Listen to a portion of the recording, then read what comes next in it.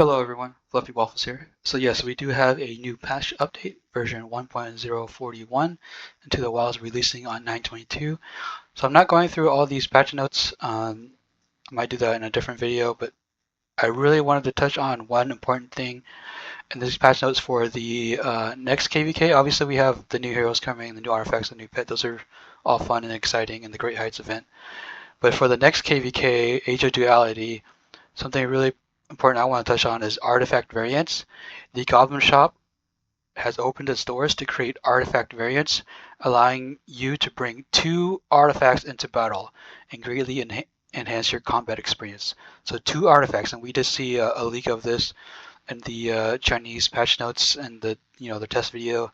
So in the next KVK, you can bring 2 artifacts into battle. So I kind of wanted to touch on that and maybe help you guys prepare for that next season where we can use 2 artifacts. So let's see here, where is it? So I have a couple of lineups. So I have the Cav lineup, I have the Mage lineup, and then I have the Infantry lineup. So obviously I don't have an Archer lineup because I'm not playing Archers. I don't want to give advice on that, even though I probably could, but someone else can do that. Or maybe I can circle back and touch on it later if people really want to know about the Archers. So this is my 5 Cav setup currently.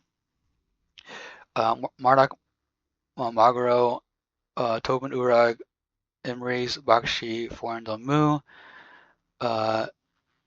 This is Nea and Leishan. And this is the setup I used last season that worked really well for me. So I'm going to be using this season as well. So for the double artifacts, I'm going to be putting the hammer on the Marduk Margro. And the reason for that is because you can see here it sends allegiance for 6 seconds. This is very strong. And a lot of times I did use this, if I was fighting versus Cavs, I would take the blink off and put the Great Warrior's hammer on. So obviously you wouldn't get the extra 40% defense because it's infantry only, but the effect is really strong and I think it's worth using it. So that would be on that guy. I would run a second blink on Tobin Urag. I would put Ashkari on Bakshi Emrys. This makes it more tanky. Oath, Storm Peak, I would put it on Forendil and Mu because this is a Forendil artifact anyway, so it will sync better with him. Oh shoot, I just realized I have a Fang Ashkari here twice. I guess I would put Sorlin Blade on Nea and Lei Shen, or now that I'm looking at that, I messed this up. Or I could probably do Urag Tobin, put a Spring Blade Feather on there so that I don't have to run any March speed. I run just a skill build, no March speed, with the Spring Blade Feather, and that would keep it speed synced with the rest of them. So that'd be a good option to Urag Tobin with the Spring Blade, and then put the Blink artifact. The Wolfwoman put the Blink artifact over here on Nea and Lei Shen. So I do apologize, I messed up that picture. I was moving things around and didn't realize that, but that'd be probably what I would run: Urag Tobin, Spring Blade Feather, and run it as little movement speed as possible in its tree, but still enough to sync up with the other cavalry because you get the 37% speed boost. And then I put the Wolfwoman Blink on Nea and Lei Shan. So that'd be my Cav setup for next season, double artifacts. Obviously, if you don't have one of these, you could also throw in Soul Blades as well, and just since it does an 18% march speed, just adjust your talents accordingly so that you can keep your cavalry speed synced. So that's my cavalry setup. For my mage setup, this is what I was running last season. Obviously, with the new G4 infantry coming out, I think since I don't have Exemplar Mirage or a good Shadow Fade Drake, I think I would probably drop my Tohar and Bert and put the new G4 inf on, and then obviously the new artifact will go on the new inf. The new artifact will get the new mages, and probably the Mirage would be the secondary. But this is probably would be my setup plus the artifacts. So I would run the Breath of Gigantus on Lilia and Thea, Staff of Prophet on Bushang and Velen. So this would just give it more survivability because Staff of Prophet has 2 HP stat lines, so you get a lot more HP.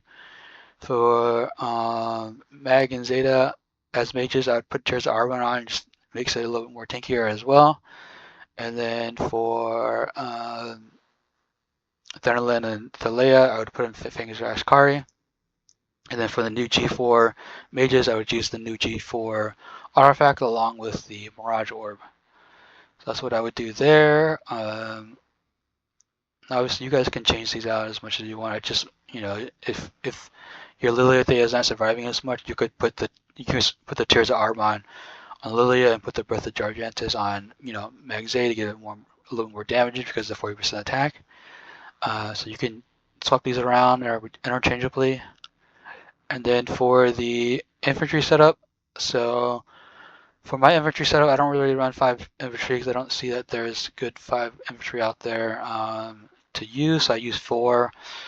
Obviously, with the double artifacts, this makes the blink infantry a lot more stronger and tankier. So as you can see here, Goresh and Skovo with the torque, now they can use the blink, still have the torque, and then the new G4Ms, they can still use their Serpent's artifact and then throw on top of that storm arrows, so second blink. With the Danfil and Margot, you have the shield, and the shield, if you play the infantry right, you can pretty much use the shield and go through the enemy tanks, and then act essentially as a third blink because you're going to go through and block the mages in the back and then like the middle line. So that plus this makes it extra more tanky with the double HP stat lines, and plus the Dragon Scale armor is pretty tanky as well. And then for this one, this is my hammer build with the Deathless Vines. Now, something you could do is you could put the hammer on the secondary for Danfil and Margot. That way, when you charge in behind the tanks into the the mages, you could stun them. That's something you could do as well. I mean, something you can play with, but this is something I would run. Obviously, if you don't have one of these artifacts, you could also use Fingers of Ashkari. It's a universal artifact. It gives you more defense. It's another great option. So yeah, that's just a quick video of how to prepare for next season when we unlock the double artifacts. So this should be a lot of fun. It should be crazy. Hopefully it doesn't make it too unfair for the free-to-play.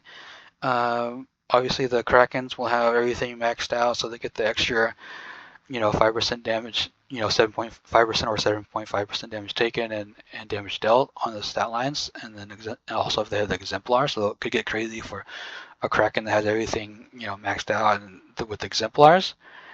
So yeah, go ahead and prepare, and hopefully you enjoyed this video. Thank you.